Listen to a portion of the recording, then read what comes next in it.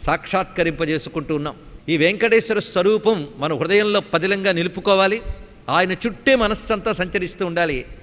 ఆ వెంకటేశ్వర రూపములో దాగిన తత్వము, లీలా, మహిమ తెలుసుకోవాలి. ఇక్కడ ఇప్పుడు తత్వము, లీలా, మహిమ అని మాటలు వచ్చాయి మనకి. కానీ మన పద్ధతి ఎలా ఉంటుందంటే మహిమా, లీలా, తత్వం అని ఉంటుంది. ఇక్కడ ముందు మనకు తెలిసేది మహిమ. భగవంతుడి దగ్గరికి వెళతాం మహిమల చేత ఆకర్షింపబడే కదా, కనుక మనకు కనబడేది మహిమ. ఆ మహిమల తర్వాత స్థితి కొంచెం నిదానంగా ఉంటే లీలలు కనబడతాయి. లీలలు అంటే భగవంతుడు దివ్య రూపము, దివ్యనామము ధరించి చేసే పనికి లీల అని పేరు. భగవంతుడు చేసే పనులు లీలలు. ఆయన అసలు స్వరూపం తత్వం.